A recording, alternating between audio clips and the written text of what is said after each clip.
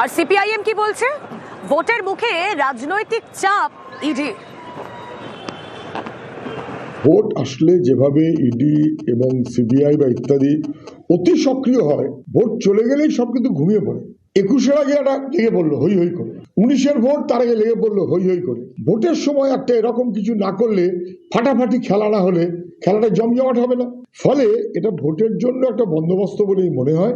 যদি সত্যি সত্যি বিজেপি এটা মনে করতো যে তৃণমূলের দুর্নীতি এবং অপরাধের কাগজ সব খুঁজে বার করবে, তাহলে সেটা করার জন্য মাঝের 5টা বছর সময় ছিল, তখন কিন্তু কিচ্ছু করেনি, তখন চুপ।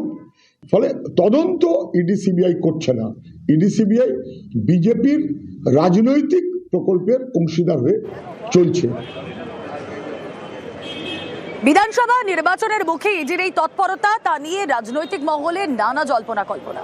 কথা বলবো অনুপ চক্রবর্তী সহকর্মী রয়েছেন সঙ্গে। অনুপ, ইডির এই অভিযান, আজকের এই অভিযান একটা হাস ব্যাপার ছিল, অর্থাৎ একটা গোপনীয়তা ছিল। কিন্তু এই গোপনীয়তা কেন? দিল্লি থেকে অফিসাররাই বা এলেন কেন? আর ঠিক এই সময়টাই বা কেন বেছে নেওয়া হলো একদম বিধানসভা নির্বাচনের মুখে?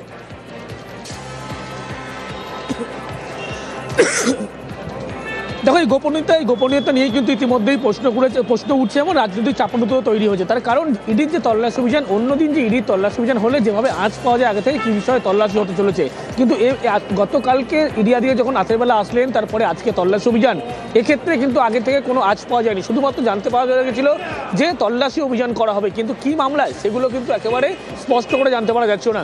কিন্তু দেখা যায় কলকাতার গুটি কয়েকজন অফিসার, তাদেরকে একটি মাস্তারা হোটেলে ডাকা হয় এবং সেখান থেকে পুরো স্ট্র্যাটেজি ঠিক করার পরে পরবর্তী ক্ষেত্রে এই তল্লাশি অভিযান করা হয় সিআরপিএফ আধিকারিকদের নিয়ে।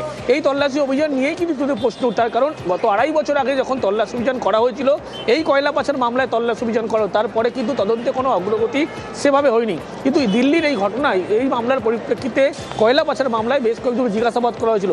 একদিকে অনুপ মাঝি লালা, অন্যদিকে তার কয়েকজন ঘনিষ্ঠ জিজ্ঞাসাবাদ, তার সূত্র ধরেই বেশ কয়েকটি লিঙ্ক পায়।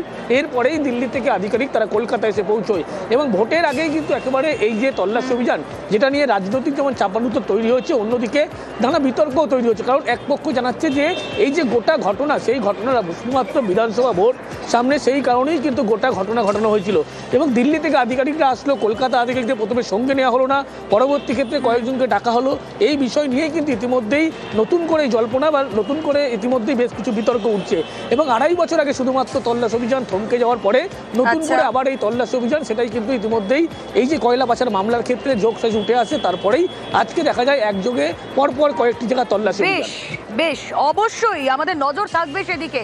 আর এজেন্সির তৎপরতা, ইতিমধ্যেই আইনি লড়াই শুরু হয়ে গিয়েছে। ইডির বিরুদ্ধে অভিযোগ দায়ের করা হয়েছে ইতিমধ্যেই। আইপ্যাকে ইডি তল্লাশিতে বিস্ফোরক মমতা বন্দ্যোপাধ্যায়, ইডির বিরুদ্ধে এফআইআর দায়ের বিধাননগর পুলিশের।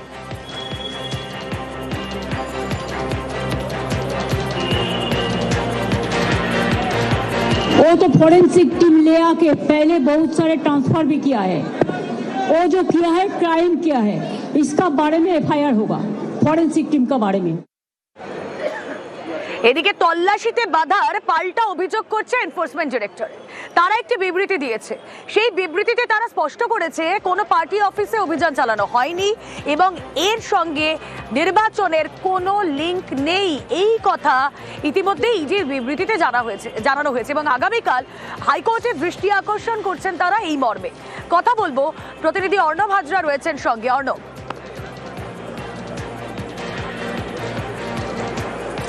দেখো, ইডি যে বিষয়টা ভয় পাচ্ছিল সেটা ইতিমধ্যে সত্য হয়েছে। অনুপ আমাদের প্রতিনিধি ইতিমধ্যে সেই খবর ব্রেকও করেছে এবং ইডি বকটুয়ের একটা রেস তারা খুঁজে পাচ্ছিল যে বকটুয়ে যেভাবে সিবিআই অফিসারদের বিরুদ্ধে মামলা হয়েছিল, এক্ষেত্রেও তাই হবে হয়তো। তাই তারা আজকে মামলা দায়ের না করে রাত পর্যন্ত পুরো বিষয়টা জরিপ করে কালকে সকালে দৃষ্টি আকর্ষণ করে তাদের আবেদন নতুন আকার আনতে পারে, তাই তারা সময়টা নিয়েছে। এবং ইতিমধ্যেই ইডির তরফে কেন্দ্র বলো এবং রাজ্য অর্থাৎ দিল্লি বা কলকাতার বিভিন্ন যে লিগ্যাল তাদের টিম রয়েছে, তাদের মধ্যে ইতিমধ্যে আইনি পরামর্শ হয়েছে।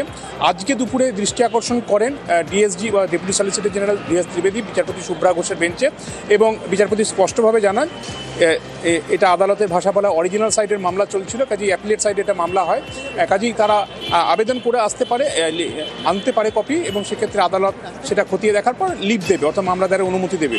এবং এই জায়গাতেই সময়টা নিতে চাইছিল ইডি ইতিমধ্যেই যেটা অনুমান করছিল সেটা সত্যি হয়েছে, এবং ইডি ইতিমধ্যেই দিল্লির অফিসারদের সঙ্গে তারা পুরো বিষয়টা আলোচনা করে রাতেই একটা সিদ্ধান্ত নেবে, এবং তারা কাল সকাল 10:30টায় বিচারপতি শুভ্রা ঘোষের বেঞ্চে দৃষ্টি আকর্ষণ করে মামলা দায়ের করতে চলেছে বলেই এখনো পর্যন্ত সূত্র মারফত খবর। তবে আরও একটি সূত্র রয়েছে, যে সূত্রটা আদালত সূত্রেই আসছে, যেহেতু কয়লা সংক্রান্ত মামলা যার অভিযানে ইডি গিয়েছিল, এই কয়লা সংক্রান্ত মামলা কিন্তু সুপ্রিম কোর্টেও পেন্ডিং রয়েছে, এবং এই দিল্লি হাইকোর্টও এই নিয়ে একাধিক মামলা হয়েছিল।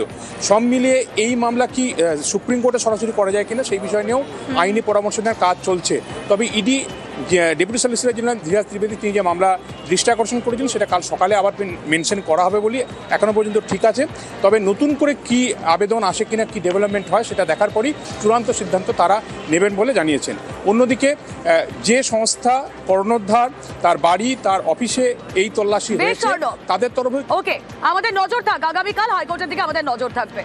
আর কিছুক্ষণ আগে যে কথা আপনাদেরকে বলছিলাম, ইডি ইতিমধ্যেই কিন্তু বিবৃতি দিয়েছে যে না, কোনো পার্টি অফিসে কোনো অভিযান চালানো হয়নি, এর সঙ্গে নির্বাচনের কোনো লিঙ্ক নেই। মমতা বন্দ্যোপাধ্যায় তার সাংবিধানিক পদ ব্যবহার করে কিছু নথি ছিনতাই করেছে, এই কথা ইডির তরফ থেকে তাদের বিবৃতিতে বলা হয়েছে, এবং সেখানে আরও উল্লেখ করা হয়েছে দুটি জায়গা থেকে জোর করে নথি এবং ডিজিটাল ডিভাইস সরিয়ে নেওয়ার অভিযোগ করছে ইডি। কথা বলবো, অমিত প্রতিনিধি রয়েছেন সঙ্গে। অমিত, একেবারে দেখো, সকাল থেকে যে একটি তল্লাশি অভিযান, তার সাথে কোনো রাজনৈতিক কোনো সম্পর্ক নেই, কোনো রাজনৈতিক দলের বা কার্যালয়ের কোনো অভিযান চালানো হয়নি, এমনকি এই অভিযানের সঙ্গে নির্বাচনের কোনো সম্পর্ক নেই, এই মর্মে ইডির তরফে বিবৃতি দেওয়া হয়েছে।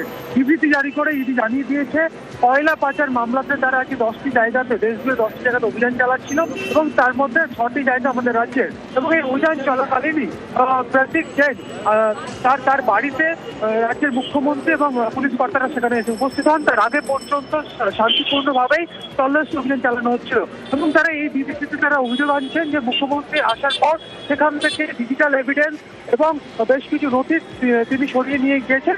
শুধু প্রতীক জৈনের বাড়ি নয়, তার যে অফিস রয়েছে, নিশ্চয়ভাবে তার যে অফিস, সেখানেও পৌঁছে গিয়েছিলেন রাজ্যের মুখ্যমন্ত্রী এবং সঙ্গে রাজ্যের পুলিশ কর্তারা, এবং সেখান থেকে একইভাবে নথি এবং ডিজিটাল এভিডেন্স সরিয়ে ফেলা এমনটা কিন্তু অভিযোগ আনা হয়েছে। এবং এই অভিযোগের পাশাপাশি স্পষ্ট করে দিয়েছে যে এই অভিযানের সঙ্গে কোনো রাজনৈতিক কোনো সম্পর্ক নেই, তারা কোনো রাজনৈতিক ওকে, তাদের এই অভিযোগের ভিত্তিতে কিভাবে প্রসেস এগিয়ে চলে আমাদের নজর থাকবে।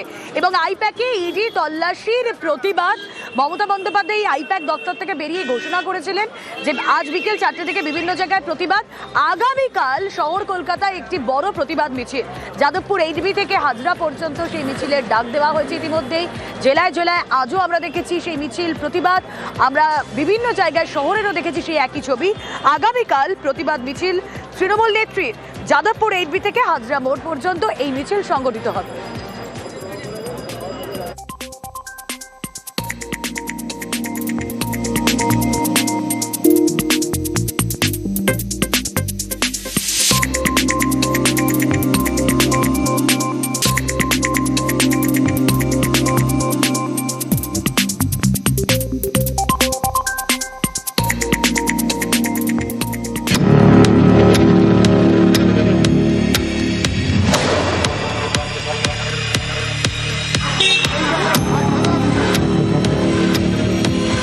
আমাদের পার্টি সব ডেটা, সমস্ত ল্যাপটপ, ফোনে যে সমস্ত স্ট্র্যাটেজি আছে ইলেকশনে লুট করা, এটা কি ওদের ঠিক হয়েছে?